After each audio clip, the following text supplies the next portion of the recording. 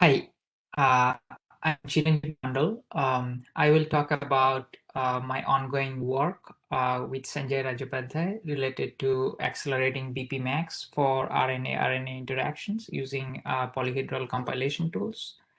RNA-RNA interactions play important role in various biological processes such as gene transcription. It is known to play a critical role in diseases such as cancer and Alzheimer's, necessitating efficient computation tools.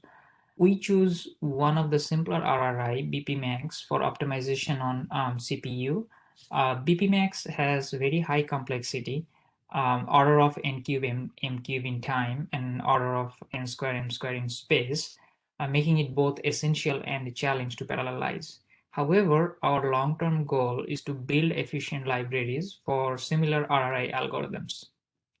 Typically, RRI algorithms are developed and optimized by hand, which is prone to human error and costly to develop and maintain. We use a polyhedral compilation tool alphas that takes user-specified mapping directives and automatically generate optimized code in C. Now we highlight our contribution to this work. In terms of speed up, we achieve 100x speed up over the original program. For the most compute intensive part, we achieve 170x speed up, which is a 2x improvement over a similar kernel optimized previously. In terms of raw performance on a Xeon E5-1250V4, which is a Broadwell based architecture, we achieved 76 gigaflops single precision for the entire program. And for the most compute intensive part, we attain 117 gigaflops, which is 1/3 of the machine peak. The performance also we have experimented with other architectures, and we see the performance also scales up with more compute power. In terms of lines of code metric, the original unoptimized version of the handwritten version had 140 lines of code, but our final optimized version has 1400 lines of code, out of which only 5 to 7 lines are auto-generated. Now we'll go over the BPMax algorithm quickly. BPMax computes a dynamic programming table to capture interactions between two RNAs. It uses weighted base pair counting for base pair maximization, where it takes two sequences of length m and n and produces a four-dimensional triangular table, a triangular collection of triangles. Now, this diagram shows the dependency for a point highlighted in red, which is dependent on blue, yellow, and purple points outside of the triangle, and orange and green points from the triangles within. So there are 5 reductions here, R0, R1, R2, R3, and R4. The first one, the R0 being the double max plus reduction, and the rest 4 are the single max plus reduction. Now we go over our methodology of optimization. So first, in a nutshell, we'll describe the polyhedral model and alphas. Polyhedral model is a mathematical framework for automatic optimization and parallelization of affine programs. Now, alpha is an equational programming language that supports affine dependence, polyhedral domains, reductions with associative and commutative operators. Now, alphas is a tool that allows the user to explore code generation of alpha programs using various schedules, memory maps, parallelization approaches, as well as tiling. Now, this diagram highlights our code generation methodology, where we, as an user or programmer, specify alpha programs as well as polyhedral transformation for memory mapping, scheduling, parallelization, and tiling to the tool, and the tool parses those inputs, go through polyhedral transformation of the program, and generates C code.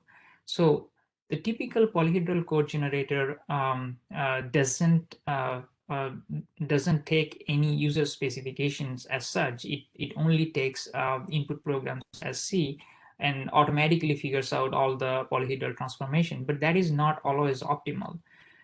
For our case, we provide that from the outside as a specification, and the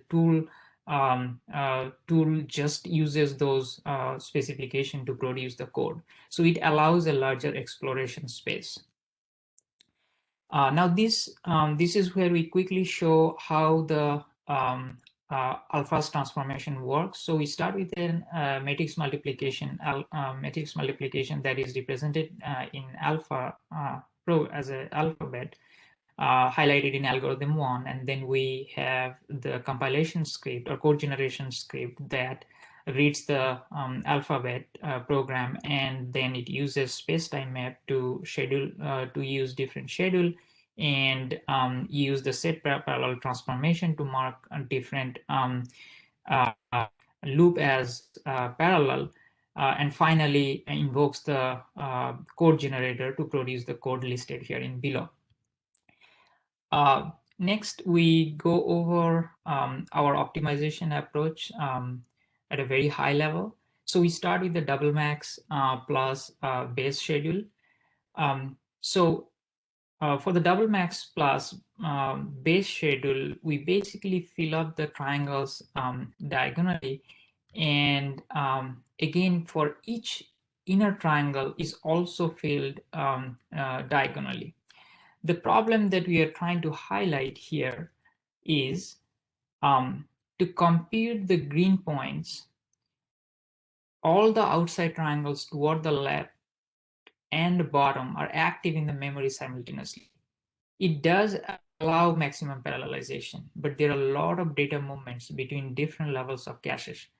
And also in this schedule, there is a loop carried dependency, so there is no no possibility of vectorization.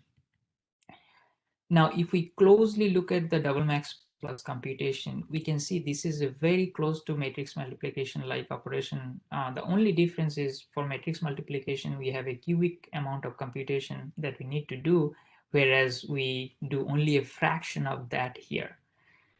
So if we start with the base schedule, and if we pull the k-on loop outside of the inner 3-dimension, that would decompose the double max plus operation to multiple matrix instance of max plus operation highlighted here in below.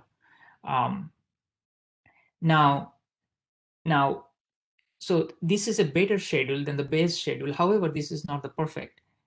This still doesn't allow vectorization because the K2 loop is inside the K2 which vectorization. So we pull that K2 inside and push the J2 outside, which allows us to do the auto vectorization. It also allows us to tile the inner 3-dimension I2, K2, J2, and we can also parallelize the I1 or I2 dimension. Now, we talked about scheduling the double max plus operation, but we have two more single max plus reduction R3 and R4 that requires the same triangles that which were used in double max plus computation. So we start with the R0 schedule, which exploits auto-vectorization. So here what we try to show is the single if we use the schedule we just described for R0, a single memory element is used with many elements of triangles towards the south. This is what we are trying to show. Also, the elements of a triangle towards south is also reused multiple times. Now, once we finish computing the R0 using these two set of triangles, we see that these two can be also used to compute the corresponding R3 and R4. So that is being shown here. So this is how we maximize the memory utilization. Now we finish computing R0, R3, R4. Now we'd like to see how do we schedule R1, R1, R2, and F table. One thing we'd like to highlight again that each element of F table is dependent on corresponding values from R0, R1, R2, R3, and R4. But we just finished R0, R3, R4 computation for the current triangle. So we would see now how R1, R2, and F table are being computed. So computing R1 and R2 is very challenging because these computations are dependent on the F table, and as we highlighted before, the F table also has a dependency on R1 and R2. So here also we try to take advantage of the auto vectorization. That's what we are trying to show here.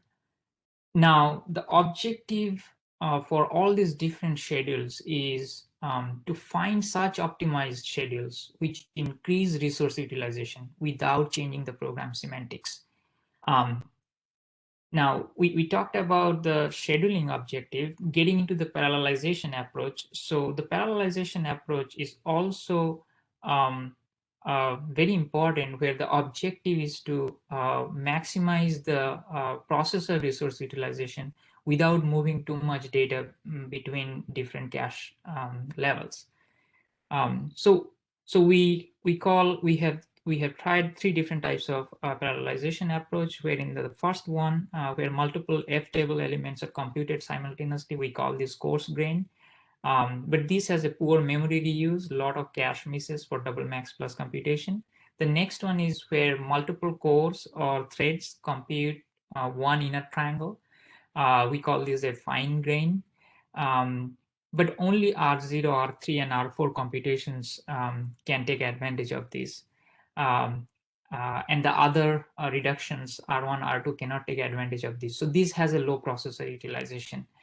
So to meet our objective, we try to take advantage of the fine grain parallelism for R0, R3, R4, and the coarse grain parallelism for F table, R1, and R2.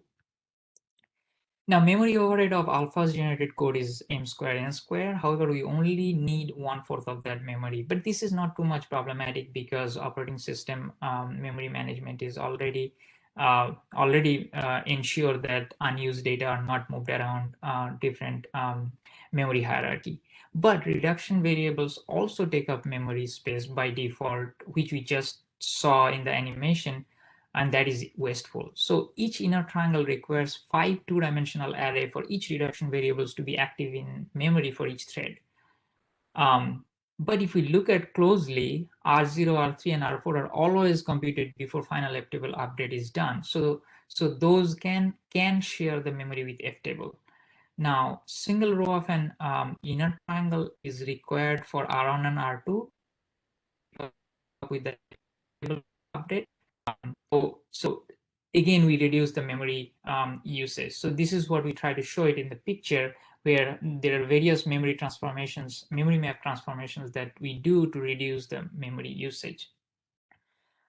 So we have talked about different optimization strategy, different scheduling strategy, and parallelization strategy.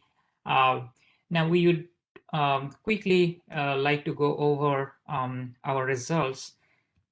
So first, starting with the performance goal, we use Xeon E5 1650 V4 to present our results, and this machine has a theoretical peak for max plus computation about 346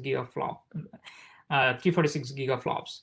Now, if we look at the BPMax, the BPMax's arithmetic intensity is 1/6 because it's like for 2 arithmetic operations, we need 3 single precision memory operations. So based on Roop-Line model, this translates to 329 gigaflops for programs with similar arithmetic intensity. Now, if we look at the streaming bandwidth, if we look at the BPMax data access pattern, it has a y equal to max a plus xy. So using this data access pattern, we came up with a micro benchmark to estimate the attainable LN streaming bandwidth, which comes to around 120 gigaflops using 6 threads. Now we'll quickly go over the double max plus improvements. For coarse grain parallelization on double max, it performs very poorly. The fine grain parallelization performs better. So if we use tiling, then that improves the locality, and also we can maintain the automatic vectorization, and we get around 117 gigaflops. So we can see with a bigger sequence of 32 and 3000, when we do the tiling, we are able to achieve 117 gigaflops, which translates to 178 times speed up, highlighted in the dark green bar. Now moving on to the BPMax improvements. So we tried different schedules like coarse grain, fine grain, hybrid schedule, as well as hybrid tile schedule, out of which the coarse grain really performed poorly because as we saw in the double max computation, it has a severe impact on the double max plus computation. Fine grain did perform a little bit better, but using hybrid parallelization, we are able to utilize the resources better.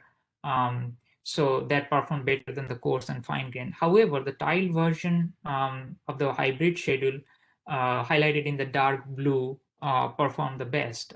We are able to achieve 100 times speed up for longer sequence lengths with 6 threads.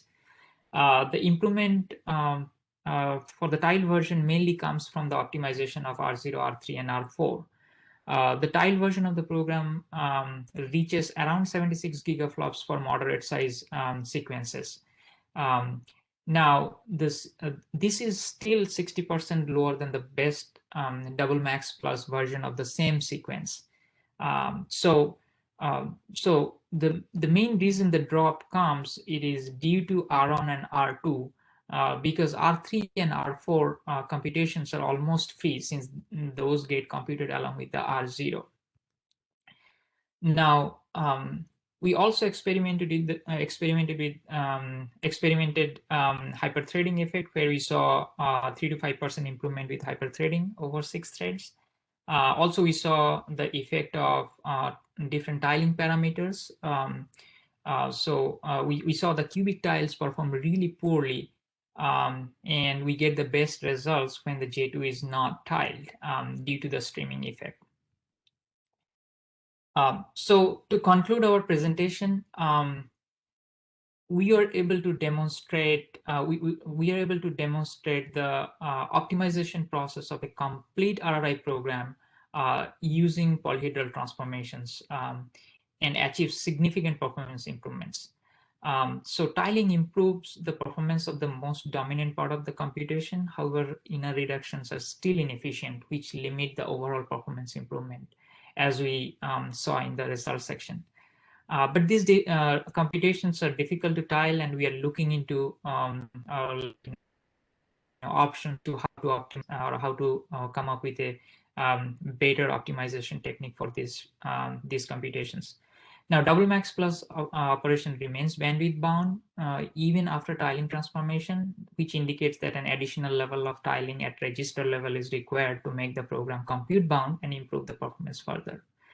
Distributing the computation over a cluster using MPI would be another interesting step to pursue, but we are not actively looking into that yet. With that, thank you everybody for listening to our presentation. That's all. Thank you very much.